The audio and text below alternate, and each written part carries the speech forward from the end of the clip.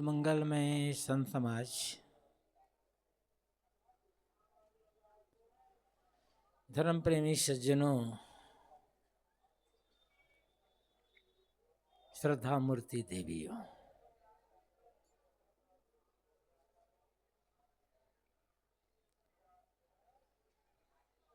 सदगुरु कबीर का एक पद है, अब कहु राम नाम अविनाशी, हरि छोड़ी जीरा कतहु न जासी। जहाँ जाओ तहाँ हो पतंगा, अब जन जरहु समुझ विच संगा। राम नाम लवलायसु लीन्हा, भृंगी कीट समुझ मन दीन्हा। भव अस गरुआ दुख के भारी, कयो जी जतन जो देखु बिचारी। मन की बात है लहरी विकारा, ते नहीं सूझे वार न पारा। आगे और पंक्तियां हैं। अब कहु राम नाम अविनाशी। सदगुरु कबीर अपने श्रोताओं को और हम सब को निर्देश देते हैं कि तुम अब अविनाशी राम का नाम कहो।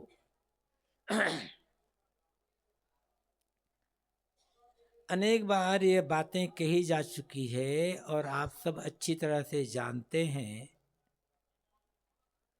कि पूरी प्रकृति में, इस भूमंडल पर मनुष्य ही ऐसा प्राणी है जिसके पास बोलने की शक्ति है। अपने अंदर के भावों को, विचारों को अपने शब्दों के माध्यम से प्रकट करने की शक्ति केवल मनुष्य के पास है। दूसरे के भावों को, उनके विचारों को उनके शब्दों से हम सुनते हैं, समझते हैं। मानवेतर प्राणी के पास ये शक्ति नहीं है। हमारे पास बोलने की शक्ति तो है और हम दिन भर बोलते भी रहते हैं, किंतु जो बोलते हैं सचमुच में उसकी आवश्यकता है या नहीं है, इस बात पर हम विचार नहीं करते हैं। हमें क्या बोलना चाहिए, क्या नहीं बोलना चाहिए, कब बोलना चाहिए, कैसे बोलना चाहिए, इन बातों पर भी हम विचार नहीं करते।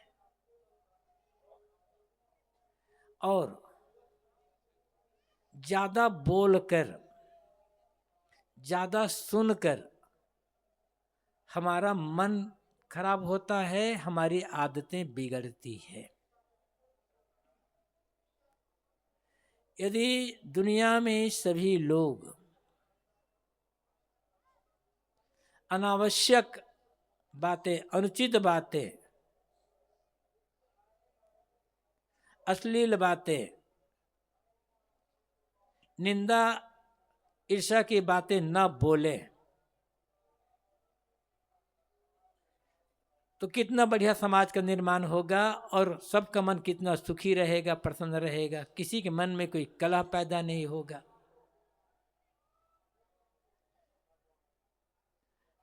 हम ज्यादातर अनावश्यक बातें बोलते हैं। धर्म के नाम पर हम बहुत कुछ कर लेते हैं,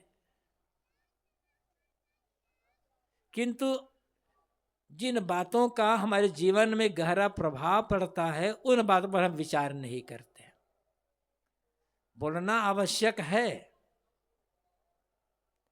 किंतु क्या बोलना है, कैसे बोलना है, ये तो सोचने की जरूरत है ना। इसलिए यहां साहब कहते हैं अब कहो राम नाम अविनाशी। अब तुम अविनाशी राम का नाम कहो। दुनिया में कोई अविनाशी है तो राम है, बाकी सब विनाशी हैं, मिटने वाले, बदलने वाले, समाप्त हो जाने वाले हैं।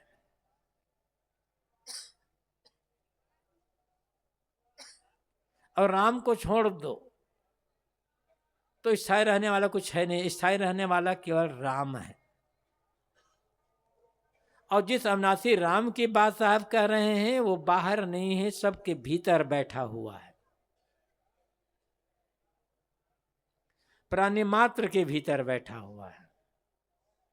उसको हम जीव, चेतन, रूह, सोल, आत्मा आदि कहते हैं।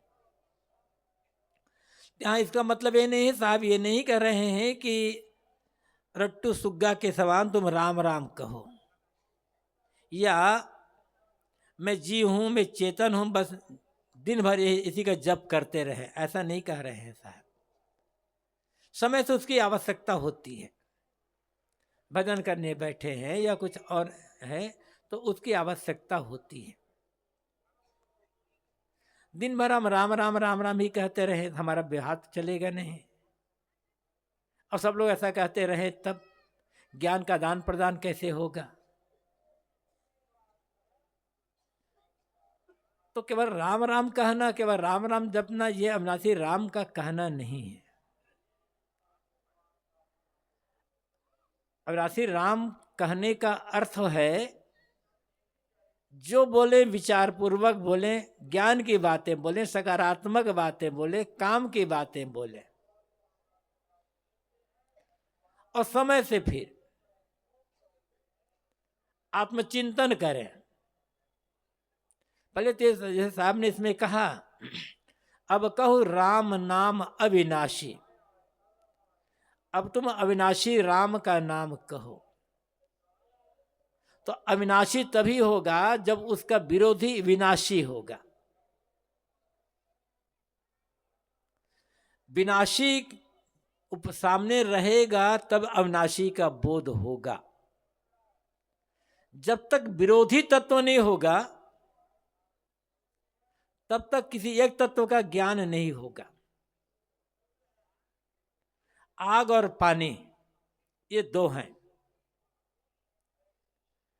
पानी ठंडा होता है, हमें तब महसूस होता है जब आग होती है तब। यदि आग की गर्मी, कभी हमें गर्मी लगे ही ना तो हमें गर्मी का अनुभव तो होगा नहीं, और शीतलता का अनुभव भी नहीं होगा। आग गर्म होती है ये तब पता चलता है जब उसके विरोधी शीतल पानी होता है। दुनिया में हर चीज का विरोधी है। जड़ है तो चेतन है, ज्ञान है तो अज्ञान है, सद्गुण है तो दुर्गुण है, सदाचार है तो दुराचार है, सज्जन है तो दुर्जन है, स्त्री है तो पुरुष है, बंधन है तो मोक्ष है। हर चीज का आपको विरोधी मिल जाएगा, उसका जोड़ा मिलेगा। अब इसको बढ़ाते चले जाए तो अविनाशी है, इसका मतलब कोई विनाशी होगा। यदि विनाशी नहीं होता तो मैं अविनाशी हूं, इसका ज्ञान भी नहीं होता। थोड़ा सा ये बात समझने की है।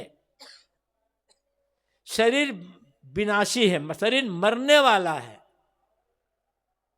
एक दिन जन्मता है शरीर, धीरे धीरे बढ़ता है, और धीरे धीरे बढ़ते बढ़ते दिन ऐसा आता है कि शरीर की मौत हो जाती, शरीर समाप्त हो जाता है।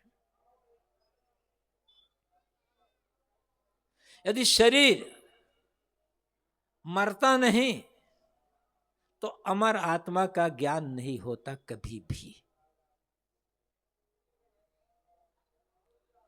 अमर आत्मा का ज्ञान तभी होता है जब शरीर मरता है तब।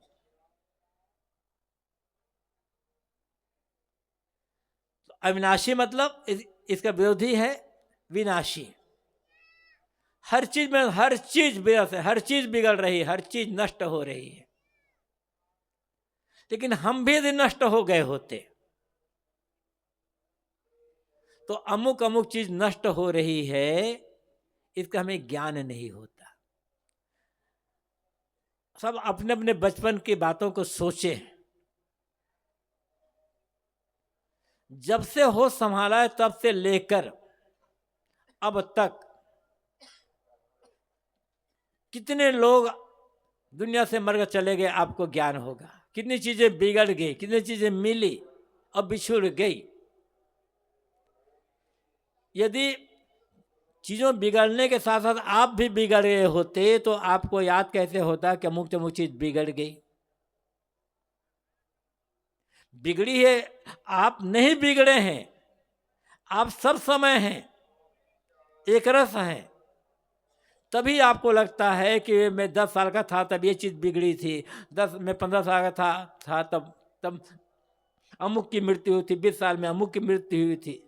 अनेक लोगों को की मृत्यु का आपका ज्ञान है, क्योंकि आप की मौत नहीं होगी, आप अमर हैं। किंतु होता क्या है, हमें उस अविनाशी आत्मा का ज्ञान न होने के कारण विनाशी जो प्राणी पदार्थ हैं, जो मिलने वाले हैं, बदलने वाले हैं, बिछुड़ने वाले हैं, मिट जाने वाले हैं, उनमें हमारा मन रात दिन फंसा रहता है। उन्हीं के मोह में हमारा मन डूबा रहता है। और जितना बदलने वाली, बिछुड़ने वाली, मिलने वाली जो चीजें हैं, नष्ट हो जाने चीजें हैं, उनके मोह में जितना मन डूबा रहेगा उतना हम भयभीत रहेंगे। जरा ये सोचे, यदि आपके परिवार में, कुल कुटुंबी रिश्तेदारों में किसी की मौत ना हो, किसी की मौत, तो मरने का डर होगा आपको। कोई चीज ना बिगड़े आपको, कोई भी चीज जो मिले वो चीज बढ़ती जाए, कभी घटे ना। तो अमुक चीज बिगड़ ना जाए, अमुक चीज छूट ना जाए, हम लोग मेरे धन को लूट ना ले, इसका भय होगा, चिंता होगी। चीजें बिगड़ती है, कुछ लोग छीन लेते हैं, परिवार में किसी की मौत होती है, इसलिए चीजों के बिगड़ने का, लूट जाने का, किसी की मौत का भय होता है। क्यों? उनमें हमारा मन डूबा हुआ है। अपने को हम समझ नहीं पा रहे हैं कि मैं कौन हूं। अपनी हमारा आत्मा का ज्ञान नहीं है। ज्ञान किसका है? सुबह से शाम तक हम किसके लिए काम करते हैं? जो मरण धर्म है, जो बिछुड़ने वाली चीजें, उनका काम करना पड़ेगा। ऐसा नहीं ही कहा जा रहा है कि आप काम ना करें। अरे एक समय से ये मकान बनाएंगे, मकान पे दिन खंडहर हो जाएगा, मकान ही क्यों बनाए, तो रहोगे कहाँ से? मकान बनाना होगा, जब खंडहर होगा तब होगा, लेकिन जीवन में रहने के लिए तो आवश्यक है ना। कपड़ा पुराना हो जाएगा, कपड़ा फट जाएगा, इसलिए हम कपड़ा पहनना छोड़ दें, ऐसा थोड़े होगा। सब काम करना पड़ेगा, सब काम करना पड़ेगा, लेकिन चिंता, भय और मोह छोड़ करके करें तो काम बढ़िया होगा। चिंता, भय और मोह छोड़ करके दूसरों की सेवा और अपने आत्मकल्याण का काम करना, ये अविनाशी राम का कहना है। खाली राम राम जपना ये राम का कहना नहीं है। राम राम तो बहुत लोग जप रहे हैं, बहुत हजारों लोग राम राम जप रहे हैं, लेकिन उस राम राम जपने से जीवन में यदि कोई प्रभाव नहीं बन रहा है, कोई परिवर्तन नहीं हो रहा है, तो केवल राम राम दोहराने से क्या होगा? राम राम दोहराने की आवश्यकता नहीं। हाँ, समय से आप भजन करने बैठे हो, उस समय माला लेकर के राम राम जप रहे हो, कुछ देख रहे हो तो अच्छी बात है। रास्ता जा रहे हो, चल रहे हो, बेकार बेकार बातें मन में आ रही है तो आप राम राम जप रहे हो, तो बेकार बातें मन से हट जाएगी, अच्छी बात है ये। लेकिन सुबह से शाम तक तो जपते नहीं रहेंगे ना उसको। इसलिए आत्मचिंतन करना कि मैं कौन हूं, अपने अविनाशी स्वरूप को समझ करके जो बदलने वाली चीजें हैं, इनके मोह का त्याग कर देना, ये अविनाशी राम का कहना है। राम भजन यही है। राम नाम जपना राम भजन नहीं है। राम भजन है, अभी जैसे साहब कह रहे थे, दुर्व्यसनों का त्याग, दुर्गुणों का त्याग।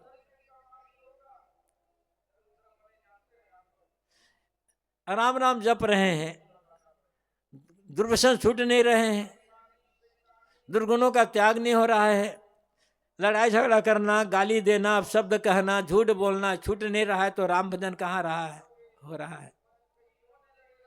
कहा जाता है राम नाम सत्य है।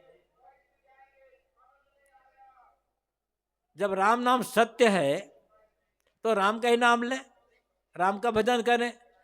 और राम नाम सत्य है ये तब समझ में आएगा जब हम सही बात बोले, सही काम करें और सत्य के मार्ग पर चलें, तब तो राम नाम सत्य है ये कहना सही होगा। यद्यपि राम नाम सत्य है आदमी कब कहते हैं आप सब जानते हो।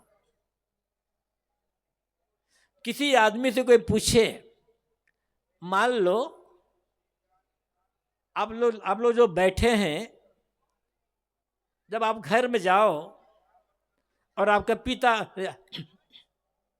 बेटा आपसे पूछे, पिताजी ये बताइए राम नाम सत्य है कि राम नाम झूठ है, तब क्या कहोगे? बेटा राम का नाम तो सत्य है, राम का नाम झूठ कैसे हो जाएगा? मतलब मैं बता रहा हूं कि आदमी कितना मोह में पड़ा हुआ है। राम नाम सत्य है, जबान से तो कह रहा है लेकिन भीतर से सुनना नहीं चाहता है। दूसरों ने भले सुला देगा। तो आपका बेटा आपसे पूछे कि पिताजी राम नाम सच है या राम नाम झूठ है,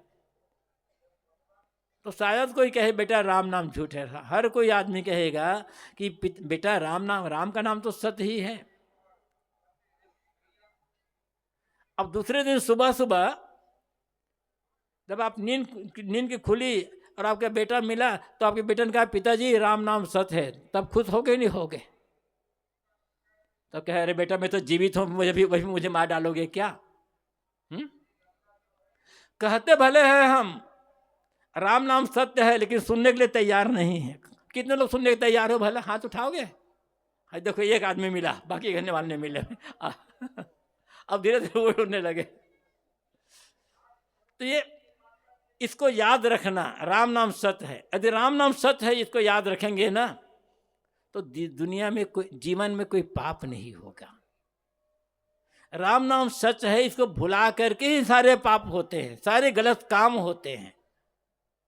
तो जितने पाप कर्म हैं, जितने गलत कर्म हैं, जो गलत खान पान है, इनका त्याग करना ही राम नाम सत्य है कहना सही होगा। और राम को भजन है। इसलिए साहब कहते हैं अब कहो राम नाम अविनाशी। तुम दुनिया का काम करो, दुनिया की सेवा करो, लेकिन चिंतन किसका करो? राम का चिंतन करो। जैसे साहब ने कहा है कर से काम मन से राम, कहें कबीर सरे दो का। कर हाथ, शरीर से मेहनत और मन से राम भजन। तो मतलब जबान से बोलने की आवश्यकता नहीं है, खाली हम राम राम राम राम कहेंगे तभी हम राम के भगत हो जाएंगे। राम राम द्वारा राम का भजन करना नहीं। गुरुदेव जी एक उदाहरण दिया करते थे। एक राजा और एक रानी, रानी बराबर राम राम राम राम जपा करती थी, लेकिन राजा कभी राम राम जपता नहीं था, राम राम कभी कहता नहीं था। रानी अनेक बार राजा से को समझाती रही कि आप कभी कभी तो राम राम कहा करो, तुम्हारे जबान से कभी आज तक राम नाम निकला ही नहीं है। लेकिन राजा सुनता तो था रानी की बात, लेकिन कभी राम राम कहता नहीं था। किसी ने उनके मुंह से राम राम कहते सुना नहीं। बहुत दिन बीत गए, रानी बहुत दुखी रहती है कि मेरा पति जो राजा है महानास्तिक है, धर्मी है, ये तो भगवान को मानता है, कभी राम राम कहता ही नहीं है। रानी बराबर कहती रहती थी। एक दिन राजा रानी दोनों सोए थे, नींद लगी थी। राजा ने सोए सोए नींद में करवट बदली, तो करवट बदलते हुए राजा के मुख से निकल गया, हे राम। रानी उस समय जाग रही थी, सुनी कि राजा के मुख से निकला है हे राम। भले नींद में कह रहा है, लेकिन रानी बहुत खुश हो गई। सुबह हुई, नहाए धोए आए तो रानी खूब सुबह से खूब दान पुण्य कर, गरीबों बुलाकर, अन्य को बुलाकर, साधु संतों बुलाकर, पंडितों बुला करके खूब दान आना करने लगे, क्योंकि वो राजा के मुख से राम नाम निकल गया था। तो राजा ने पूछा, अब तुम बड़ी खुद दिखाई पड़ रही हो, खूब दान पुण्य कर रही हो, कौन सी खुशी है? कि अरे रानी ने कहा, अरे मत पूछो, आज तो मैं बहुत खुश हो गए। तो आखिर राजा ने पूछा कि खुशी किस बात की?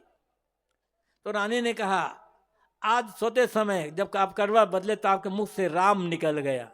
राजा ने कहा, सचमुच राम निकल गया? हाँ सचमुच आपके मुंह से राम निकला। तो राजा ने कहा, राम निकल गया तो मैं जी करके क्या करूँगा? तो बताओ, राम नाम कौन जपते थे? राजा जपता था कि उसकी जो रानी से जपती थी? रानी केवल मुख से राम राम कहती थी, राजा भीतर से कहता था। तो केवल समय से आप राम राम कहते हो, राम राम कहते हो, ओम कहते हो, गुरु गुरु कहते हो, सतनाम कहते हो, सब एक ही बात है। लेकिन केवल जबान से कह रहे हैं या भीतर मार रहे हैं, ये समझने की बात है। भले मुख से न कहें, भीतर राम का बोध हो, ये समझना होगा कि समझें कि राम क्या है और राम कहाँ है। कभी क्या राम मुझसे अलग बिछुड़ गया है? क्या राम छूट गया है? क्या मुझे राम से पाना होगा? जो कभी ना छूटे वही तो राम है, वो आपके हृदय में, सबके हृदय में बैठा हुआ है। सदगुरु कबीर कहते हैं, अब कहो राम नाम अविनाशी। ए लोगों, बाहरी प्रपंच छोड़ करके अब तुम अविनाशी राम का नाम कहो। मतलब निरंतर गलत चिंतन छोड़ करके सदचिंतन करना, आत्मचिंतन करते रहना। दुनिया का काम करो कहा गया। जैसे साहब ने कहा, कर से काम, शरीर से मेहनत तो करो, लेकिन चिंतन मत करो उनका। चिंतन करना है तो राम का चिंतन करो। जितना राम का चिंतन होता जाएगा उतना ही हमारा भय मिटेगा, चिंता मिटेगी और मन में प्रसन्नता रहेगी। हरि छोड़ी जीरा कतहु न जाते। साहब, हरि को छोड़कर कहीं मत जाओ, निरंतर हरि के साथ ही रहो। तो हरि कौन है? किस हरि का साथ न छोड़े, इस समझने की बात है। हरि, मैंने कहा कि हरि के अनेक अर्थ होते हैं। एक दिन कहा था, हरि के अनेक अर्थ होते हैं। हरति हरिया कहा गया, जो हरण कर ले वो हरि है। तो ज्ञान दे करके गुरु हमारे ज्ञान को हर लेते हैं। तो हरि का अर्थ गुरु है, हरि का अर्थ ज्ञान है और हरि का अर्थ आत्मा है। मतलब साहब कहते हैं कि तुम गुरु के उपदेशों को छोड़ करके बाहर भटको मत, ज्ञान को छोड़कर अज्ञान में मत जाओ, अपने आत्मा को छोड़ करके बाहर परमात्मा पाने के लिए भटको मत। परमात्मा को पाना चाहते हो तो पहले आत्मा को समझना पड़ेगा, स्वयं को समझना पड़ेगा। स्वयं का ज्ञान नहीं है, आत्मा का ज्ञान ही नहीं है। तो जिसे आत्मा का ही ज्ञान नहीं है, स्वयं का ज्ञान नहीं है, वो परमात्मा को भी समझ नहीं पाएगा। एक सीढ़ी दर सीढ़ी चलना पड़ेगा। और जब आत्मा को अच्छी तरह से समझ लिया जाएगा तो परमात्मा को समझना सरल हो जाएगा। और जब तक आत्मा को समझा नहीं जाएगा तब तक परमात्मा को समझना कठिन हो जाएगा। मतलब परमात्मा को गुणानुवाद गाते रहें, कहते हैं परमात्मा कण कण में वही बसा हुआ है, कण कण को जानने वाला है, सब कुछ वही करने वाला है, दुनिया भर की महिमा गाते रह जाएं, किंतु उससे मुलाकात कभी हो नहीं पाएगी। मुलाकात करना है तो अपने आत्मा को समझना पड़ेगा, स्वयं को समझना पड़ेगा। और वस्तुतः हकीकत क्या है? आत्मा और परमात्मा एक ही सत्ता के दो नाम हैं बस। आत्मा और परमात्मा अलग अलग नहीं है। एक डिग्री कह सकते हैं आप। जैसे कोई केवल उदाहरण समझ ले, मात्र उदाहरण के लिए, जैसे एक बच्चा है, वो किसी का बेटा है, पुत्र है, वो बड़ा हो गया, उसकी शादी हुई, उसका भी बेटा हो गया, तो अब वह पिता हो गया, लेकिन आदमी तो वही है ना, कुछ बदला तो नहीं। अपने पिता का वो बेटा है, लेकिन अपने बेटा का वो पिता है, आदमी तो वही है। ऐसे ही जब तक हम, आप कोई भी हो, दुनिया के राग रंग मोह माया मोह में पड़े हुए हैं, अज्ञान में डूबे हुए हैं, दुखी हो रहे हैं, चिंतित हो रहे हैं, परेशान हो रहे हैं, तब तक इसको आत्मा कहा जाता है। और जब राग रंग की भावना छोड़ दे, माया मोह का त्याग कर दे, अहंता ममता से ऊपर उड़ गए, दुखी होना, विचलित होना, परेशान होना छूट गया, पूर्ण शांत अवस्था आ गई, शरीर संसार में रहते रहते मन सबसे ऊपर उठ गया, तो वही परमात्मा हो गया। और परमात्मा हो जाना है, साहब कहते हैं हरि सुनकर कहीं जाना नहीं है। इसलिए महाभारत में कहा गया है, आत्मा क्षेत्र उत्युक्ता संयुक्ता प्राकृतिर गुणे तेरे तुम निर्मुक्त परमात्मेति उदाहरिता। जब तक ये जीव प्रकृति के गुणों में, प्रकृति कार्य में, दुनिया के माया मोह में पड़ा हुआ है, इसमें डूबा हुआ है, तब तक इसे क्षेत्र का जानने वाला, ये शरीर और संसार, क्षेत्र अर्थात खेत है, मैदान है, इसका जानने वाला है। तेरे तो निर्मुक्त, जब प्रकृति जाल से, माया मोह से पूरा छूट गया, कोई बंधन नहीं रह गया मन में, कोई लालसा नहीं रह गया, हंता ममता नहीं रह गई, शरीर में रहते हुए, संसार में रहते हुए भी संसार, शरीर संसार से ऊपर उठ गया मन पूर्ण निर्मल से, तब परमात्मा तो उदाहरिता, उसी को परमात्मा कहा जाता है। मतलब आत्मा ही परमात्मा हो जाता है। बात यहाँ साहब कहते हैं, हरि छोड़ी जीरा कथुन से, ज्ञान को छोड़ करके कहीं मत जाओ और अपने सत्ता को छोड़ करके कहीं मत जाओ। यदि हमने ज्ञान को छोड़ दिया तो दुनिया में केवल भटकाव है। एक साथी केवल है तो ज्ञान, जो करना है ज्ञान पूर्वक करें, जो बोलना है ज्ञान पूर्वक करें, जो सोचना है ज्ञान पूर्वक सोचें। हम लोभ में पड़ जाते हैं, जोश में आ जाते हैं, देखा देखी करने लग जाते हैं, इसलिए ज्ञान पूर्वक का न बोल पाते हैं, न सोच पाते हैं, न कर पाते हैं। ज्ञान को न छोड़ने का अर्थ क्या है? जितना भी जीवन में हो रहा है सब ज्ञान पूर्वक। खाने बैठे ज्ञान पूर्वक खाएंगे तो ज़्यादा चीज़ें नहीं खाएंगे, गलत नहीं खाएंगे, बेसमय नहीं खाएंगे, छीन करके नहीं खाएंगे, वही चीज़ खाएंगे जो उचित है, शरीर के लिए आवश्यक है। संतुलित सुपाच्य वस्तुएं खाएंगे, बांट करके खाएंगे, सही चीज जिसके लिए शरीर के लिए आवश्यक है, ऐसे संतुलित सुपाच्य चीज़ें खाना, बांट करके खाना, खिला करके खाना, ये मतलब ज्ञान पूर्वक खाना है। खाते तो हैं, लेकिन कभी सोचते हैं आज जो मैं भोजन कर रहा हूं, ये भोजन मेरी अपनी कमाई का है या किसी के द्वारा श्रद्धा प्रेम पूर्वक दिया गया है? ऐसा तो नहीं है कि भोजन में किसी का हक मारा गया हो, ये भोजन किसी को धोखा दे करके प्राप्त किया गया हो, ये भोजन किसी से छीन करके खाया गया हो, पाप करके खाया गया रहा हो। जरा सोचें तो कभी भी आप गलत काम नहीं कर पाओगे। पाप की कमाई खाना मतलब दूसरे का हक मार करके खाना, छीन करके खाना, दुखी दे करके खाना, ये ज्ञानपूर्वक खाना नहीं है। तब तो फिर हम अज्ञान में पड़ गए और दुखी होना ही होना है। एक सरल सी बात है, ज्ञानपूर्वक हम बात करेंगे तो गलत बात तो नहीं, गलत बात हम कैसे बोलेंगे? हर क्रिया में ज्ञान का, विवेक का प्रयोग करना, ये हरि को छोड़ करके नहीं जाना है। हम हरि को छोड़ देते हैं।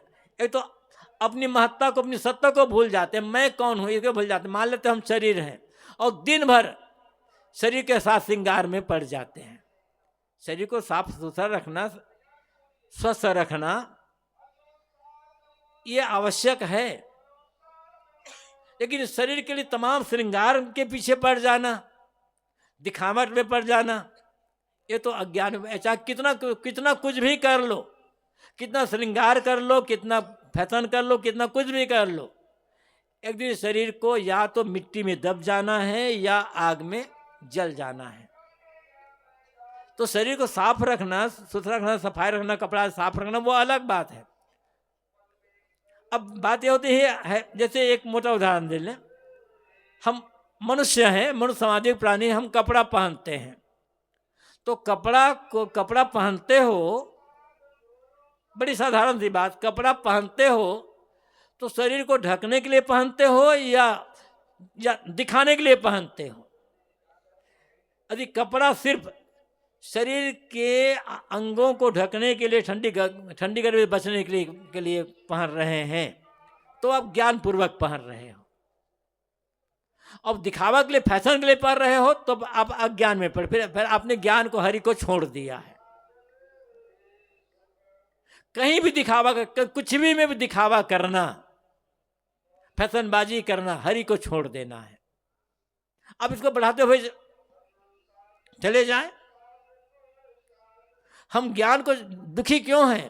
क्योंकि हम हरि का साथ ज्ञान को छोड़ देते हैं। इसलिए ज्ञान को साथ में रखने वाला व्यक्ति कभी दुखी नहीं होगा। किसके लिए दुखी हो? जिसके लिए दुखी होते हैं वो चीज रहने वाली नहीं हो, परिस्थिति रहने वाली नहीं हो, प्राणी रहने वाले नहीं है। हम ज्ञान का प्रयोग करें तो फिर दुख रह ही नहीं जा, बंधन ही नहीं रह जा। बंधन मतलब अज्ञान। साहब कहते हैं हरि छोड़ जीरा कथन जाही। पहली बात साहब कहते हैं, पहले तो अविनाशी राम का, हरि और राम अलग नहीं, ज्ञान और राम अलग अलग नहीं। तो यहाँ साहब कहते हैं तुम वही बोलो जो उचित है, आवश्यक है, जिसको सुन करके न पछताना पड़े और न जिसे सुन करके दूसरे को दुख पीड़ा हो, कलह पैदा हो। और साथ साथ आत्मचिंतन करते रहो। जो करना है ज्ञान पूर्वक करो, सोच समझ करके करो। खाना है, कुछ ना है, सब सोच समझ करके करो। ये राम का नाम जपना है और हरि को साथ में लेकर के घूमना है। साहब कहते जहां जाओ तहां हो पतंगा। यदि तुमने ज्ञान को छोड़ दिया, हरि को छोड़ दिया, तो जहां जाओगे वहां उसी प्रकार तुम्हारा विनाश हो जाएगा। जैसे पतंगा आग की ज्वाला में जल करके, दीप शिखा में जलकर लिपट करके प्रणाम कर देता है, मर जाता है। पतंगा को दीपक की ज्वाला, दीपक की शिखा, दीपक की ज्योति बड़ी मोहक आकर्षक लगती है। वो चिपक कर उसका आनंद लेना चाहती है, लेकिन परिणाम क्या होता है? उसके पंख झुलस जाते हैं, शरीर के अंग झुलस जाते हैं, अंत में झुलस करके पतंगा मर जाता है। क्योंकि पतंगा तो मूढ़ है, अज्ञानी है, उसके पास विवेक नहीं है। आदमी तो पतंगा से भी ज्यादा मूढ़ बन जाता है और बन गया है। जो तो दिखाई पड़ता है सुंदर, मान लिया आकर्षक, उसके पीछे पागल दीवाना बन जाता है। सदगुरु कबीर कहते हैं जहां जाओ तुम हो पता अबदन जरा समुझ संगा। ज्ञान को छोड़कर, सद्विचार को, विवेक को छोड़कर तुम कहीं भी जाओगे, कुछ भी करोगे, तो उसी प्रकार तुम्हारा पतन हो जाएगा। जैसे आग की ज्वाला में जलकर पतंगा का पतन होता है, उसका विनाश हो जाता है। इसलिए अब जन जरहु समुझ विसंगा। अज्ञान में पढ़कर, जोश में पढ़कर, मन के विकारों, मन की चंचलता में पढ़कर तुम बहुत जल चुके हो।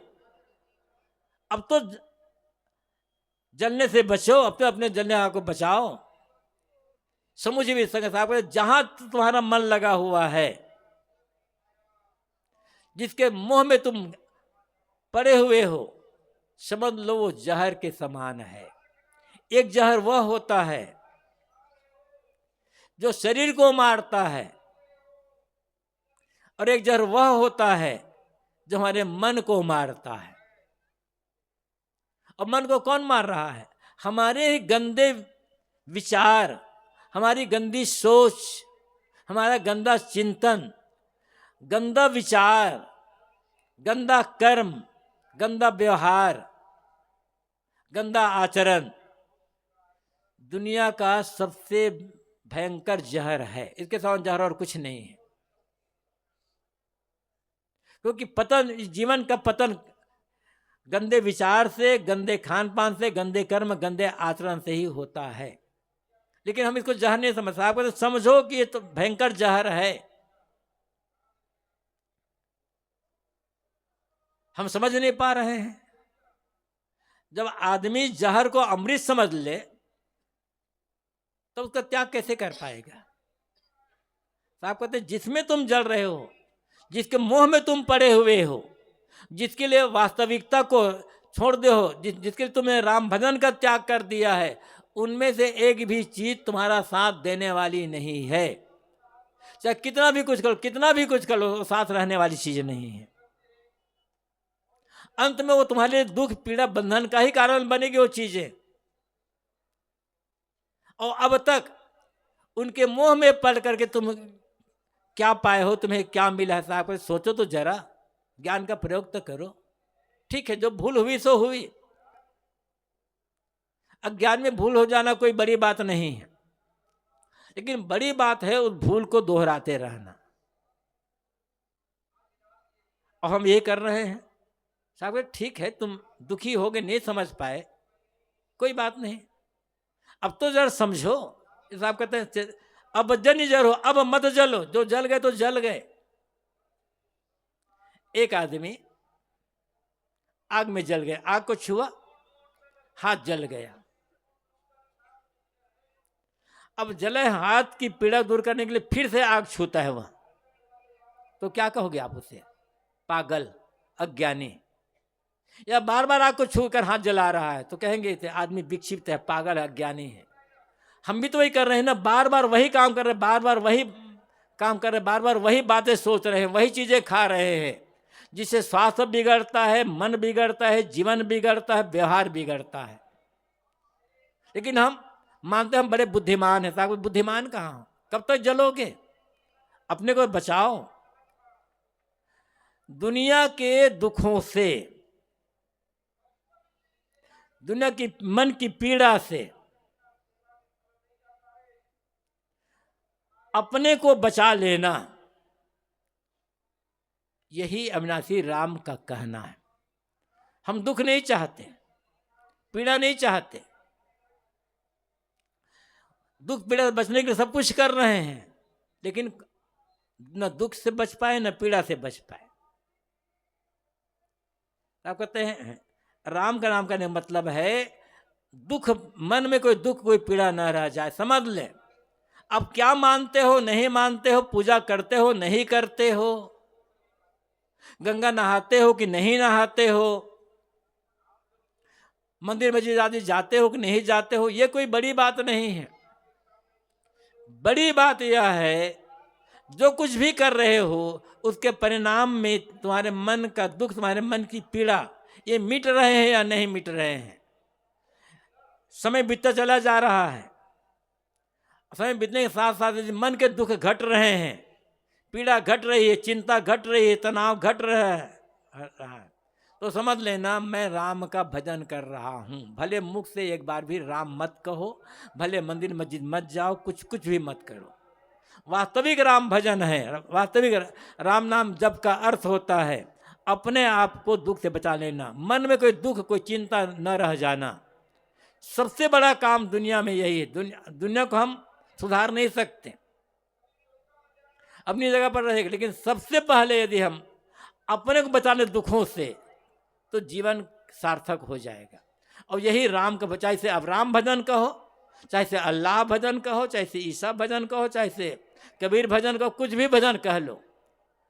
और वास्तविक भजन यही है अपने आप को दुखों से बचाना। गुरु कहने का जीव, चेतन, आत्मा, राम, परमात्मा कहने का अर्थ ये होता है अपने आप को दुखों से बचाना, जीवन में कोई अज्ञान न रह जाना, कोई पीड़ा न रह जाना।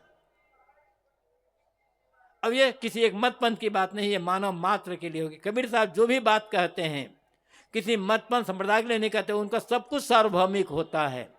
हमें कबीर वाणी को गहराई से समझने की आवश्यकता, जितना हम समझेंगे उतना ही मन का द्वंद्व मिटेगा, और धीरे धीरे जब प्रयोग करेंगे तो मन की पीड़ा भी मिट जाएगी, और यही राम भजन होगा। इसलिए हम सब के सब जहाँ हैं, चाहे घर में रहो, चाहे मठ में रहो, चाहे कहीं भी रहो, सब के सब अपने अपने ढंग से राम भजन करते रहें, ताकि जीवन में दुख का अनुभव न हो, जीवन पूरा जीवन सुख शांति से व्यतीत हो जाए। साहब का, संतों का यही उपदेश हम लोगों के लिए है। अपनी वाणी को मैं यहीं पर अब विराम देता हूँ।